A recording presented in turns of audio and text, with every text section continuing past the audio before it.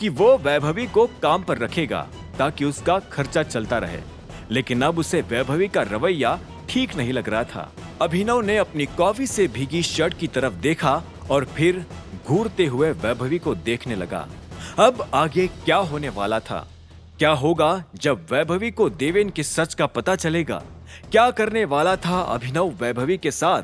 क्या वो वैभवी से ये बात छुपा पाएगा कि इस कंपनी का मालिक देवेन नहीं बल्कि वो खुद है?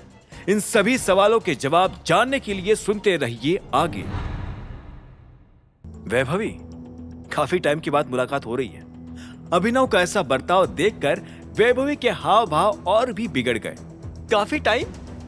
हम कल रात ही मिले थे, भूल गए क्या बेवकूफ? दिमाग में कोई बीमारी है क्या तुम्हारे? अभिनव ने धीरे से अपना सिर हिलाया और फिर अपनी शर्ट को देखते हुए कहा, फिर से उसी तरीके से गिराई, वही स्पीड, वही इंटेंसिटी और वही गुस्सा। अभी तो सिर्फ कॉफी ही गिराई है अभिनव। अगर अगले 2 मिनट में इस कंपनी के ऑफिस के बाहर नहीं दिखे ना, तो एसिड ही गिरा दूंगी तुम पर। वैभवी चिल्ला पड़ी। उसे अभिनव को देखकर गुस्सा भी आ रहा था और देवेन को आसपास ना देखकर बेचैनी भी हो रही थी। उसे पता था कि अगर देवेन आसपास ही होता तो अभिनव जैसे फटीचर को अपनी कंपनी में पैर भी नहीं रखने देता। क्या यार वैभवी, बेचारा नए कपड़े पहनकर देवेन जी से माफी मांगने आया होगा ये।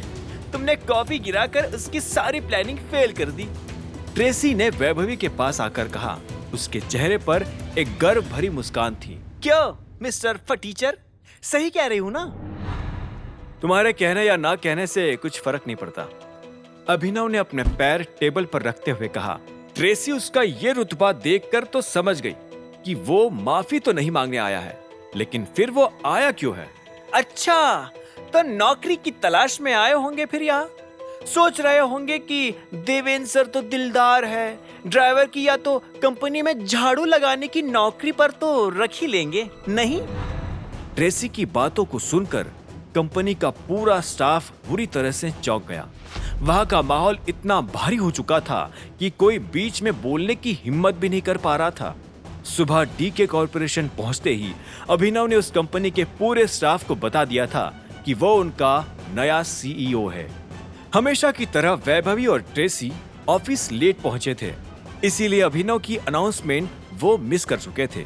ट्रेसी के ताने पर अभिनव थोड़ा हंसा और फिर उसे नकारते हुए उसने वैभवी की ओर देखकर पूछा, अपने इस जोड़ीदार से कहो शांत रहे और मुझे ये बताओ कि तुम्हारी पोजीशन क्या है इस कंपनी में? सर, अचानक स्टाफ में से एक कर्मचारी बोल पड़ा, ये मिस्टर देवेन की सेक्रेटरी है। अच्छा। अभिनव ने एक पल के लिए वैभवी को देखा। तभी सोचूं इतनी अकड़ क्यों चढ़ी हुई है। Miss Vaibhavi, sorry to say but you are just a secretary, इसीलिए अपनी प्रोफेशनल औकात में रहो। अभिनव ने अपनी बात खत्म करके पैर वापस जमीन पर रख लिए। दूसरी ओर वैभवी के गुस्से का पारा चढ़ गया था। वो दौड़कर उससे थप्पड़ लगाने गई, लेकिन अभिनव ने बीच में ही उसका हाथ रोक लिया।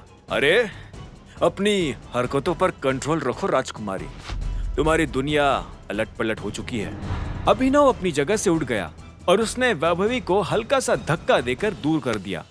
मेरे लिए एक नई शर्ट लाओ इमीडिएटली। उसका ऑर्डर सुनते ही तुरंत एक वर्कर स्टाफ की भीड़ से भाग निकला और कुछ मिनटों में ही एक डिजाइनर शर्ट लेकर वापस आ गया। ये लीजिए सर, जिस पर हाथ पड़ा मैं वही उठाकर ले आया। वैभवी उस वर्कर की ओर देखकर चिल्ला पड़ी, ये क्या कर रहे हो तुम? इस शर्ट के पैसे तुम्हारा बाप लाकर देगा? इस डिलीवरी वाले के पीछे अचानक सभी लोग पागल क्यों हो गए हैं? एक गिलास पानी।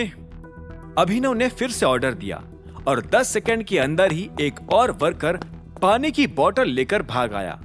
बोतल को एक घूंट में खाली करने के बाद अभिनव ने उसे क्रश कर दिया और फिर से वैभवी की ओर खाली एक्सप्रेशन से देखा। अभी तक भी वैभवी को समझ नहीं आया था कि वहां पर क्या चल रहा था।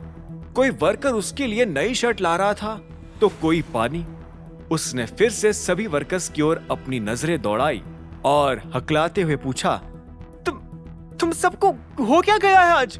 अपनी अपनी डेस्क छोड़कर इस नमूने की खातिरदारी में क्यों लगे हो? हाँ, ये मत भूलो कि देवेन सर को सिर्फ 5 मिनट लगेंगे तुम सबको नौकरी से निकालकर नए स्टाफ को रखने में। आगे की कहानी जानने के लिए देखें अगला एपिसोड सिर्फ पॉकेट एफएम के यूट्यूब चैनल पर और द रिटर्न ऑफ टाइगर के सारे एपिसोड्स को सुनने के लिए डिस्क्रिप्शन में दी लिंक से डाउनलोड करें पॉकेट एफएम ऐप।